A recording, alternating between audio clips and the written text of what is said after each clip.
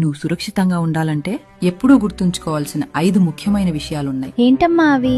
మొదటిది, నువ్వు ఒంటరిగా బయటికి వెళ్ళినప్పుడు ఎప్పుడూ ఖాళీగా ఉన్న ప్రదేశాల్లోకి వెళ్ళొద్దు. జనం ఉండి కెమెరాస్ ఉన్న పెద్ద రోడ్స్ లోనే నడువు. రెండవది, ఎవరైనా పెద్దవాళ్లు నీ సహాయం అడిగితే వెంటనే నో అని చెప్పి అక్కడి నుంచి వెళ్లిపో. నార్మలీ పెద్దవాళ్లు పిల్లల్ని హెల్ప్ అడగరు. మూడవది, ఎవరైనా స్ట్రేంజర్ ఏదైనా ఇస్తే దాన్ని తీసుకోవద్దు, తాకొద్దు, తినొద్దు, దాని వాసన కూడా చూడొద్దు. నాలుగవది, మన ఫ్యామిలీ గురించి పర్సనల్ డీటెయిల్స్ ఎవరికీ చెప్పొద్దు. లైక్ మన అడ్రస్, అమ్మా నాన్న చేసే పని, ఇంట్లో ఎంతమంది ఉంటారు, లేదా నువ్వు ఒంటరిగా ఉన్నావా లేదా అనే విషయాలు ఎవరికీ చెప్పకు. ఐదవది, ఎవరైనా ఏమైనా చేసి ఇది మీ పేరెంట్స్ కి చెప్పొద్దు అంటే అది వెరీ సీరియస్ వార్నింగ్. వెంటనే నాకు లేదా నాన్నకి చెప్పాలి. సరే అమ్మా, నేను ఇవన్నీ గుర్తుంచుకుంటాను. Very good. ఇతరులపై మర్యాదగా ఉండటం కంటే కూడా నీ సేఫ్టీ చాలా ఇంపార్టెంట్. ఎవరైనా తప్పుగా కనిపిస్తే నీ మనసు చెప్పేది నమ్ము. ఏదైనా అసౌకర్యంగా అనిపిస్తే వెంటనే చెప్పు. మాట్లాడడానికి అస్సలు భయపడొద్దు. ఓకే అమ్మా.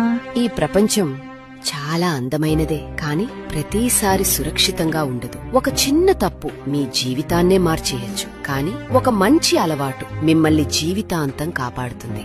ఈ వీడియోను మీ పిల్లలకు షేర్ చేయండి.